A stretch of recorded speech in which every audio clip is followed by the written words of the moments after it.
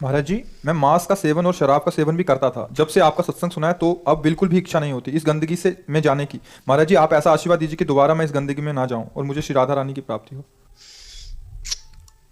देखो, किसी का आशीर्वाद इसमें काम नहीं करता। ये सब नाटकबाजी की बातें हैं, हम इस पर विश्वास नहीं करते। आशीर्वाद संतों का शब पर रहता है। जैसे एक वात्सल्यमयी माँ के 4 बच्चे हैं, एक बहुत गंदा है, एक बहुत अच्छा है, एक बिल्कुल पागल है, एक बहुत कर्म करने वाला है। पर माँ जब दृष्टि से देखती है तो उसे 4 अपने बच्चे दिखाई देते हैं। उसको बुरा है, भला है, अच्छा है, ये सब दूसरे लोग देखते हैं, उसका बच्चा है। ऐसे संतों की दृष्टि सब पर बराबर प्यारमयी होती है। अब उनमें से जो बच्चा माँ के अनुकूल आचरण करता है, प्यार बराबर होने पर भी माँ का पक्षपात होने लगेगा। आगे चलकर आपको दिखाई देगा कि माँ उसे एकांत में बहुत दुलार कर रही है, क्योंकि वो प्राण समर्पित किए माँ की आज्ञा में। एक सारा पिता उदंडता करता है, पर भोजन उसे वही पवाएगी जो उसको पवाएगी, उसमें अंतर नहीं करेगी। ऐसे ही भगवान और भगवान की प्रेमी महात्मा पूरे जगत में एक भाव रखते हैं, पर जब वो भगवान की आज्ञा का पालन करता है या संत आज्ञा का पालन, तो विशेष कृपा पात्र बन जाता है। कृपा तो सब पर है। तो इसलिए आपका निश्चय होना चाहिए।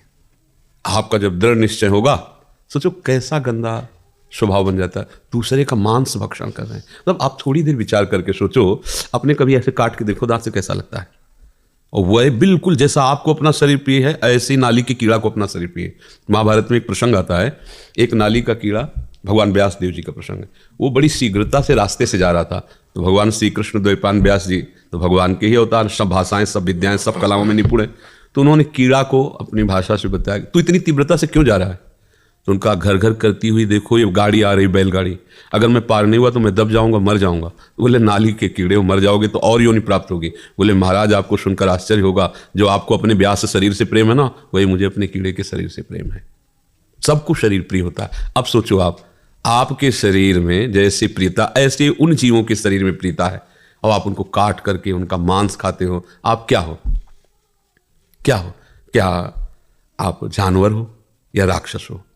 2 को छूट दी गई है, अलग अलग आहार है। मूली में भी जीव है, आलू में भी जीव है, उखाड़ के फेंक तो सूख जाएगा। जीव वैसे ही है जैसे सब में वैसे ही, पर विधान बनाया गया है। आपके लिए ये आहार, आपके लिए आहार। शेर के लिए मूली गाजर नहीं बनाई गई। वो बलात् जबरदस्ती अपने बल विक्रम से पशुओं को फाड़ करके खाता है, उसको कोई पाप नहीं लगता, उसके लिए विधान है। बाज के लिए विधान है, चिड़ियों को बलात् खाता है। लेकिन आप मनुष्य हैं, आपके लिए सब्जी है, फल है, एक से एक पेय पदार्थ, दूध है, घी है, एक से एक जूस है, रस है। कौन सा बल आप ये अंडा में, मांस में, मछली में, ये सब क्या है? केवल बुद्धि भ्रष्ट हो गई है। और वो कहने में थोड़ा बुरा लगेगा, राक्षसी भाव, इसे ही तो कहते हैं।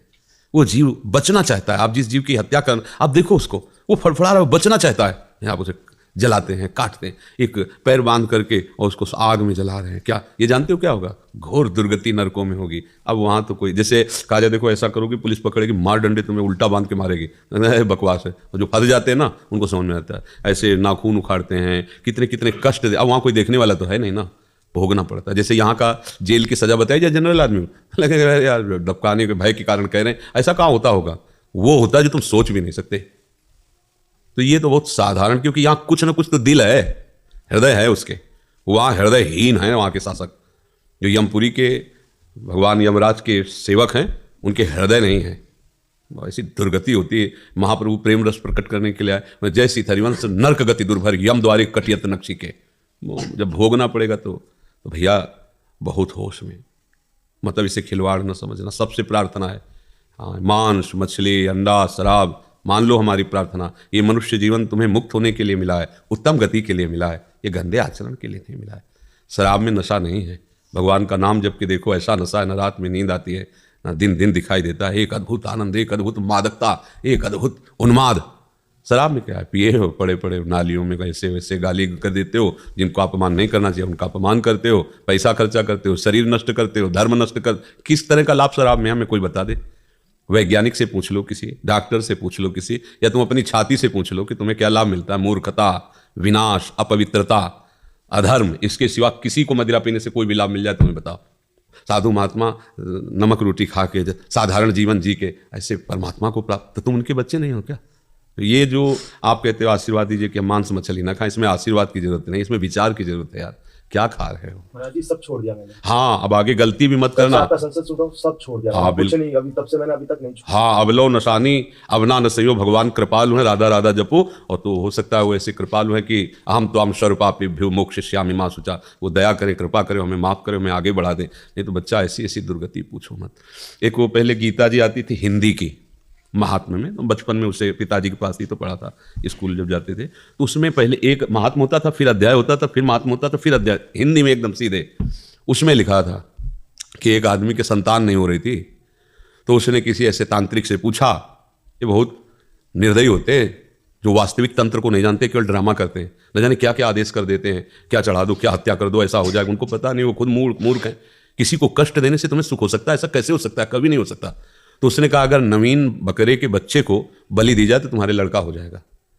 और वो ढूंढा अपने गांव में, तो हाल में ही एक ब्याई हुई बकरी थी, उसका बच्चा ऐसे दूध पी रहा था, बकरी उसको दुलार कर रही थी, तो उसने बकरी वाले से कहा बच्चा दे दो, हम तुम्हें बकरी की रकम दे देंगे। तो वो लोभ में आ गया, बकरी भी तुम रख लो, बस केवल हमें बच्चा दे दो, रकम हम दोनों की दे दिया। बच्चे को काटा, उसकी बलि दे दी जैसा तांत्रिक ने कहा। भला ऐसा दूसरे को बच्चे को मारकर किसी का बच्चा हो सकता है? भूल न करना, कभी कोई भूल मत करना। दूसरे को दुख दे के तुम कभी सुखी नहीं हो सकते। तत्काल तुम्हें लगेगा, परिणाम में तुम्हारा ऐसा दुख वो रूप लेके आएगा कि तुम्हारा नाश हो जाएगा पक्का। अब वो जब शरीर छूटा तो बकरा बना, और वो बकरा आदमी बना, और वो छुरी टेर रहा था उसके काटने के लिए, उस महात्मा में लिखा था। तो बकरा ऐसे देख करके हंसा। हंसे क्यों तुम? तो उसकी आवाज़ मनुष्य जैसी निकली, भैया यही गलती हमने की थी, पुत्र होने के लिए तुम बकरा थे, तुम्हें काटा था, और आज तुम हमें काट रहे हो। तो हंसी आ रही कि कर्म का फल अवश्य भोगने को मिलता है, अवश्य। तुम जिसका मांस खा रहे हो वो तुम्हें चीत चीत के खाएगा, आज नहीं तो कल, और नहीं तो ऐसे रोड में फैला तुम्हारा मांस फिरेगा कि कोई खाने वाला भी नहीं होगा। देखते हो ना, एक्सीडेंट जो होता है चिथड़ा उड़ जाता है, सांप के पैरों की तरह रौन। वह इसी को सजाया था ना मांस खा के। या फिर भारी कैंसर, यहाँ ऑपरेशन, फिर यहाँ ऑपरेशन, फिर यहाँ ऑपरेशन, हर तरह का कष्ट जला के राख कर दिए जाओगे, कीमो ये वो, नरक यही भोगो पहले, फिर तो जाके। ये लोग समझते नहीं। लोग समझते हैं कि हम बहुत बड़े आदमी हैं, शराब पीते हैं, मुर्गा खाते हैं, मांस खाते हैं, ये जीवों की हत्या करते हैं। मतलब कैसी बुद्धि भ्रष्ट होती चली जा रही। एक दूध पीने वाला, घी खाने वाला, फल खाने वाला, सब्जी खाने वाला आदमी, सात्विक आदमी, वो और एक मांस खाने वाला, कैसा हो सकता है? बराबरी कैसे? तो मनुष्य जीवन मिला है अच्छे के लिए, कभी अब तक जो हुआ सो हुआ, एक सबके लिए है, किसी एक के लिए नहीं। सावधान हो जाओ। ये जो लोग कहते हैं अंडा खाने से पावर बढ़ता है, 1 महीने ब्रह्मचर्य रह के देखो, नमक रोटी भले खाओ, देखो तुम्हारा पावर कैसा बढ़ता है। क्या बोले अंडा क्या है उसमें? देखो घृणित वस्तु, बुद्धि खराब हो रही है। मलमूत्र को खाकर वो बलवान बनना चाहता है कैसी, मतलब कैसी निकृष्ट बुद्धि, समझ में नहीं आती। कैसी समझ? वो समझ रहा है मैं बहुत बड़ा आदमी हो गया, वीआईपी हो गया। अरे वीआईपी गिरी तुम्हारी समझ में आएगी जब तुम्हारे कर्मों का फल आएगा ना। अच्छे यहाँ जैसे है ना कि बहुत नेतागिरी करो, जब फंस के जाओ जेल में तो 5-5, 10-10 आदमी चलाते हैं, उनको लात जूता पकड़, फिर उनके होश खत्म होते हैं। हम देखा स्कूल में पढ़ते थे, जूनियर हाई स्कूल नरवल, तो एक आया था रस्सी से बांध कर, ऐसे चोर होगा, तो हम लोग ऐसे खिलवाड़ में ऐसे बाउंड्री से देख रहे, सामने पूरा थाना था, तो फील्ड में ऐसे 4-5 कुर्सी लगा के 4-5 की लठ चल रही थी। क्या चीख रहा था वो, देख के लगता है ये कभी कोई गलती न करे। देखो कैसी, या तो तुम देख रहे हो, नरक में देख ले कि ठौर नहीं है। इसलिए भैया सावधान रहो।